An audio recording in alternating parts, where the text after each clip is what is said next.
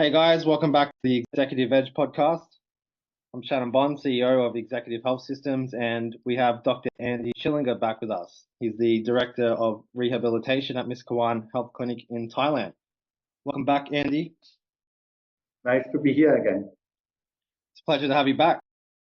So today I have a really important topic that we're going to cover, and that's traveling and keeping on top of your health and wellness schedule. So both me and you, we're constantly traveling ourselves, and a lot of our clients are traveling around the world for work. So I wanted to cover today some strategies to help people and help the listeners to actually overcome this and still stay in really good shape and eat healthy while they are abroad. So Andy, what are some of the benefits of staying healthy on the road or in the air when you are traveling?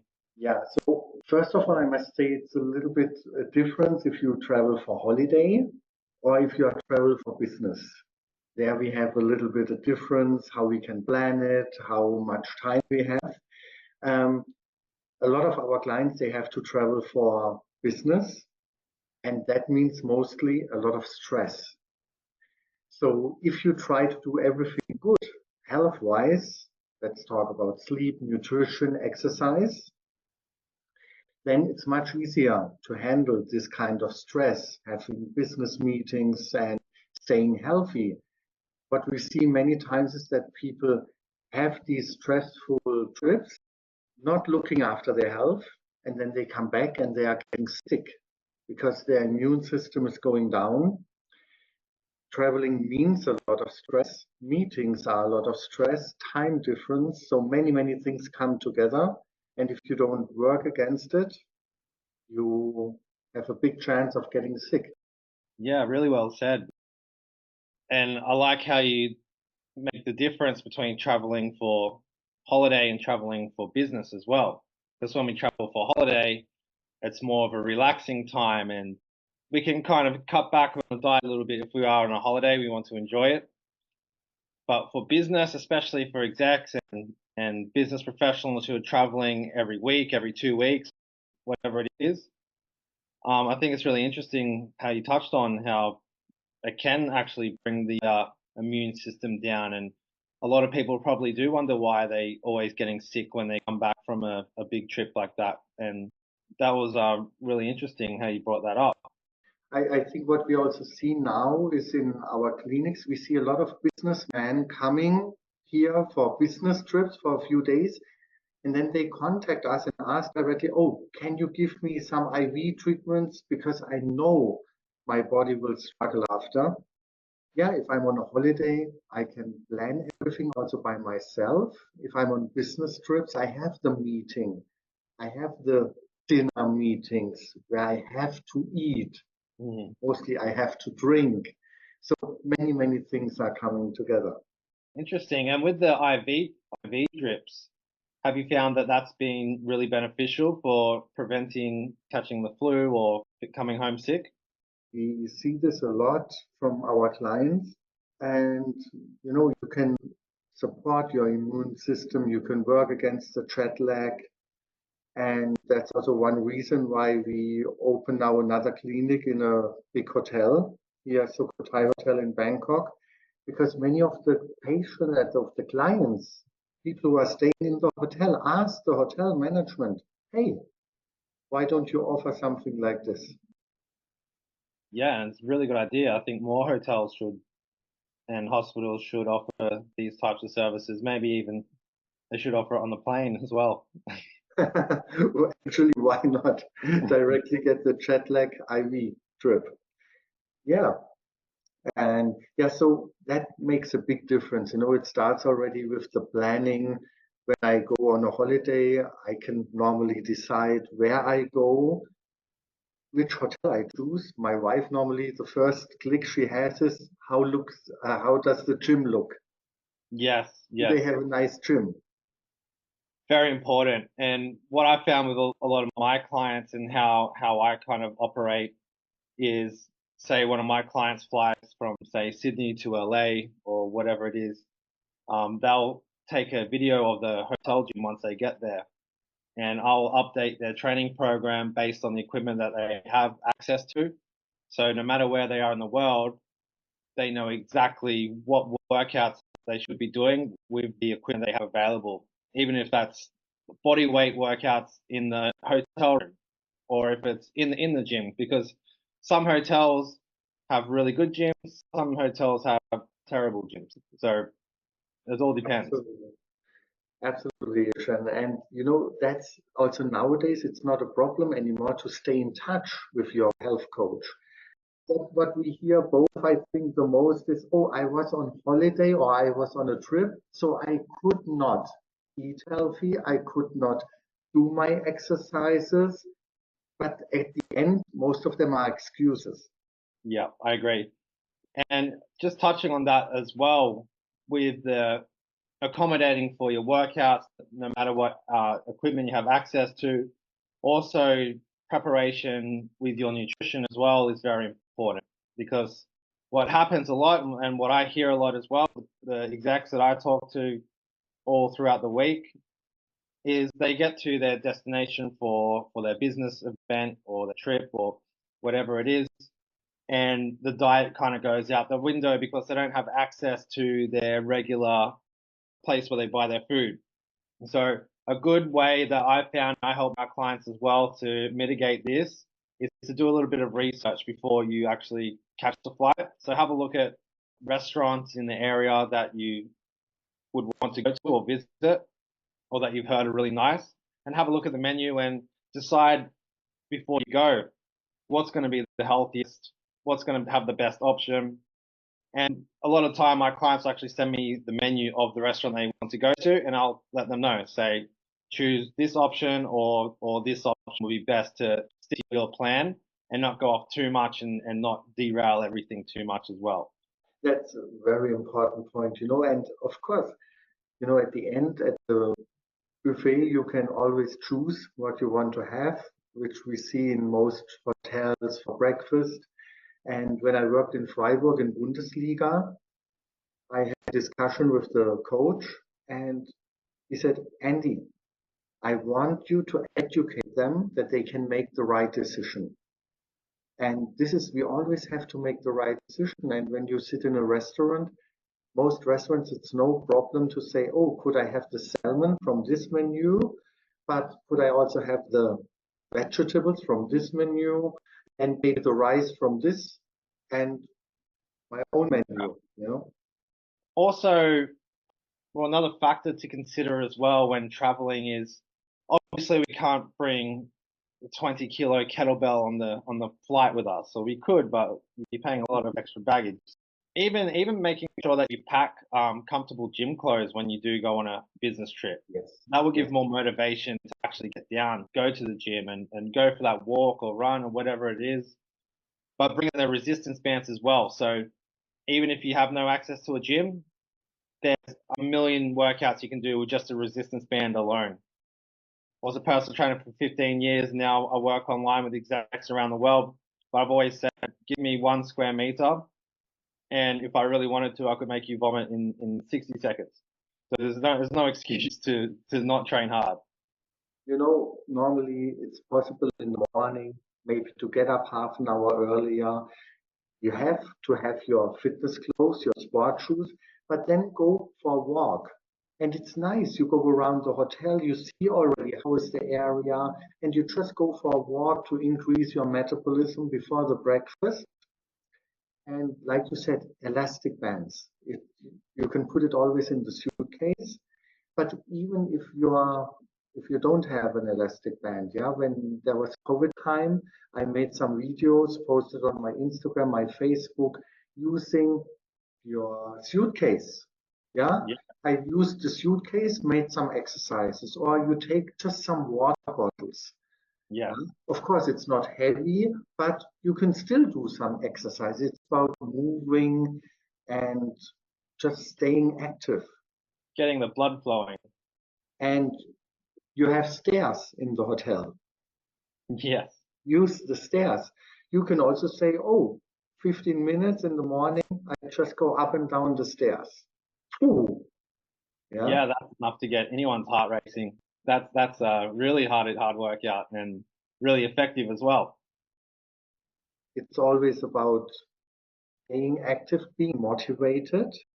People work all the time hard, trying to look after their health, and then they destroy it in the holiday or when they have to go on business trips, and it's not necessary.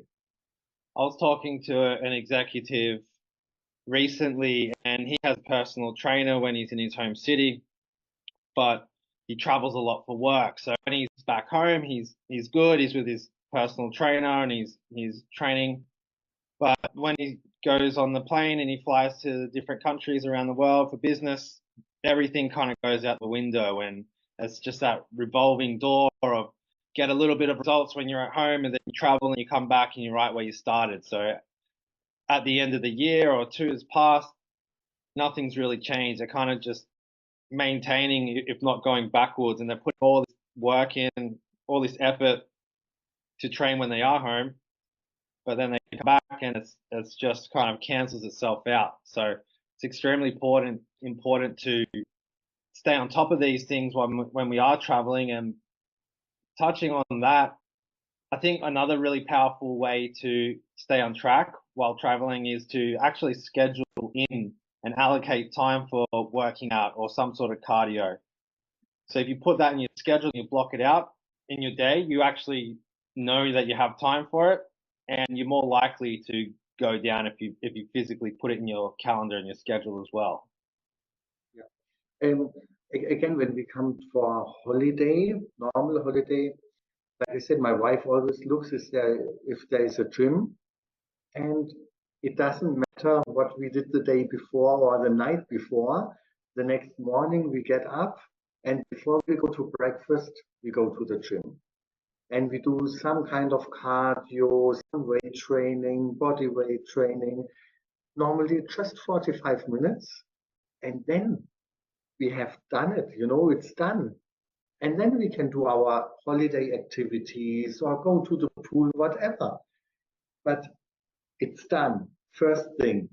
I train personally first thing in the morning myself, no matter what, because I find at the end of the day my motivation to train is much lower than when I wake up.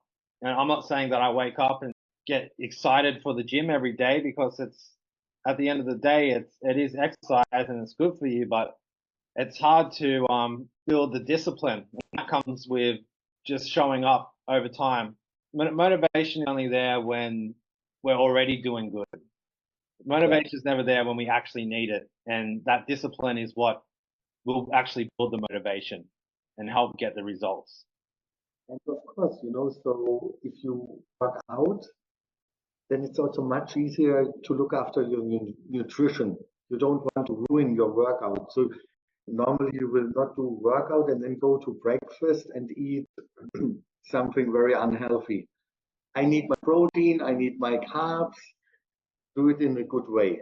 Yeah. Yeah, and it's really easy to, when you are staying in nice hotels and go down in the morning for the buffet breakfast, knowing what healthy options to actually eat, so you can have a delicious breakfast and kind of stay away from the pastries. You can have some eggs and maybe even a little bit of bacon, or something that's not going to be packed with sugar and have a bit of protein and keep you fuller as well. Or maybe the Greek yogurt and the muesli, things of that nature. Exactly. I think nowadays most hotels really offer these things.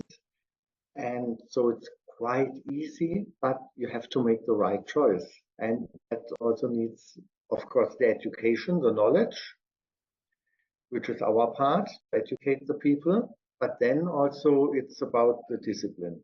Keeping yourself accountable if you don't have someone else keeping you accountable. But even if you are working with a coach or a mentor, or you have somebody looking after these things, at the end of the day, they can't cook your meals for you. They can't do the workouts for you. So there is a portion of self accountability in there to actually maintain those results. And that's with anything in life.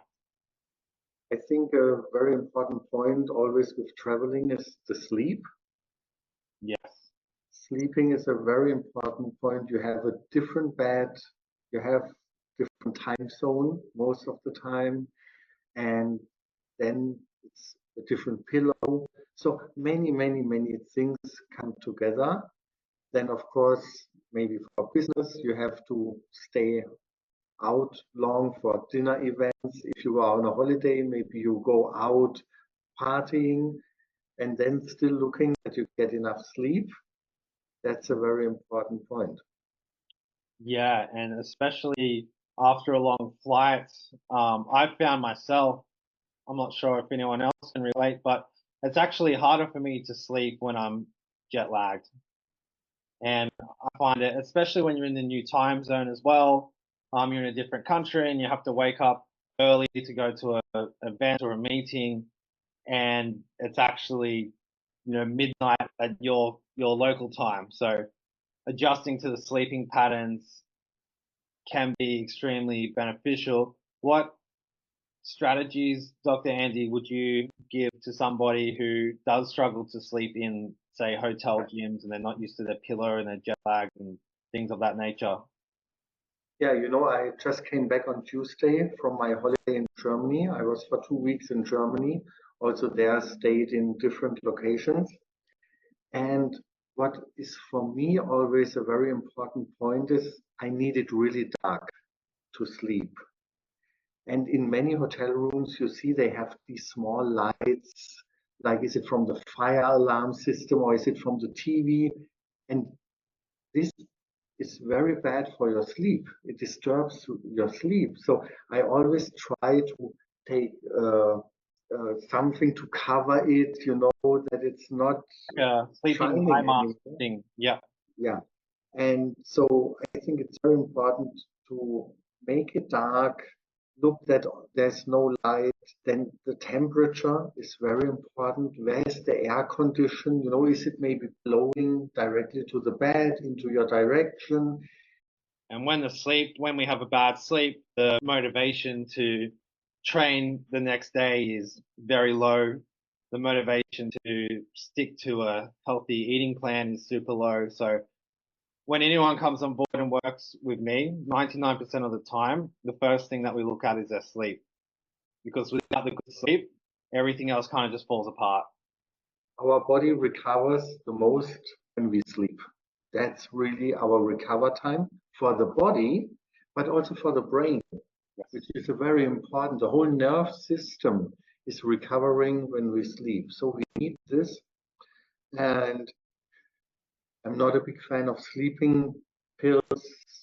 These kind of things we should avoid. What helps normally very good is melatonin. Yeah. Many people use this with very good results. Um, but I think also it depends a lot that, I prepare also my body and my brain to go to bed.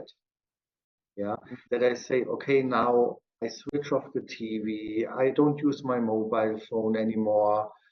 Yeah, and maybe I read something, which makes me already slowly tired.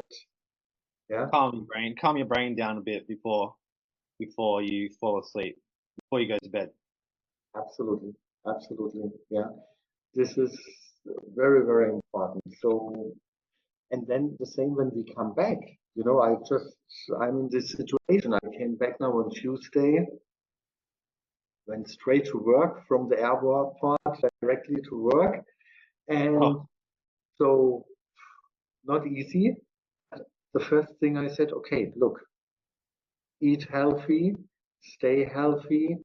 And of course, I did some IV trips because, yeah, yeah, I have it here directly with me.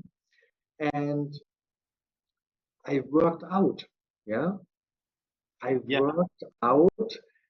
In the first day when I came, it was just half an hour on the bicycle. Very easy. The next day, I had a real workout on Wednesday because it's so important to directly have your routine again and a good sleep, good Yeah. nutrition. Because all it takes is one bad week out of the routine, and it can make it much harder to get back into the routine. And with jet lag, I've found myself personally, the faster I can get to the gym and just do something as soon as I get off the plane, I find that decreases my jet lag massively to the Yes. point where sometimes I don't get jet lagged at all. Yeah. I found that to be a little travel hack that I kind of came across by accident, to be honest. Yeah, But it I, worked. I absolutely agree with this. I have the same experience and many of my clients, patients. It's really, that's what our body needs also to get into the rhythm. Would you say that if you have a really good pillow at home, would you say maybe if you can fit it in your suitcase, bringing your own pillow while you travel could help with sleep as well? Yeah. As you know, I worked many years in professional football, and I always had players in my team with neck problems, and we talked about it, and I recommended them to bring their own pillow. So many of my players were traveling with the pillow, and if they can do it, you can also do it. Yeah. And even the good hotels, you can even choose different pillows. Yeah, most five-star hotels, you can choose what kind of pillow you have. And what I personally do, and actually my whole family, we always have another small pillow. Mm. So we always take this with us. So everyone has his own one. So it's not one family pillow. Yeah, So that's a you good have idea. the normal pillow in the hotel, and then we have this other one. So this gives you already the feeling like you're at home, and you can adjust it very easily. But you always have to have in mind, like especially when you work out a little bit, if you are lying on your back, you need actually only little support from the height. But if we are lying on our shoulders, and hopefully we have very broad shoulders, then we need a higher support that our head is not falling down. Yes. You know what I mean? If you're Yeah. lying on the side. So with another small pillow, you can adjust this very easily. That's a good hack. That's a good little hack to use. I think that will help a lot of people. So to summarize, Dr. Andy, when we're traveling a lot, especially say for work, because it is like you said, it's a lot higher stress, and that can affect the sleep, that can affect the performance and the time zone. So, say the 4 tips that I would prescribe to anyone listening to this personally would be, if you can, bring a resistance band, because at least no matter what, even if you don't have access to a gym, you can still do really good workouts with just a resistance band in your room, in the comfort of your own hotel room. Bring a pillow if you can as well. Bring your pillow from home, or bring a small pillow like you said to go underneath your or on top of your hotel pillow if it's not comfortable. And getting to the gym as soon as you can once you get off the plane. Obviously, all the time it's not manageable if you're getting landing at 2 a.m., say. Yeah, But the faster you can get the blood moving after a long flight, the better you'll feel faster. And probably the final tip that I would give as well is pre-planning your meals, as in figure out what restaurants you want to eat at and have a look at their menu and see which options will be the healthiest to not go over your calorie limit for the day, etc. yeah, absolutely. You know, if you think most of the business trips you do because they are very important. You go now to this country, to the city to make the deal, to finalize the deal or something. You don't travel in business just to be there. Normally there's an important meeting. So you have to be fit, you have to be 100% focused. And for that, we need enough sleep, good nutrition, fitness. So Exactly. that always supports performance at the end and the success of your business trip. And at the same time, you stay healthy. And especially then when you come back, you don't have this breakdown. And that could be the difference between closing a million, two, three, four, $5 million deal, or coming home empty-handed and the boss is mad at you. So, or if you are the boss, be mad at yourself. So Yeah, I absolutely. agree 100%. Awesome, Andy. Well, it's been a pleasure having you back on. Look forward to catching up again soon. Absolutely. So where can we find you on LinkedIn and Facebook and social media? Yeah, I'm on Instagram, Facebook, also LinkedIn. And if you type in my name, Andy Schillinger, you can find me easily. Yeah. Yeah, and if there are any questions, please reach out to me. I'm always available.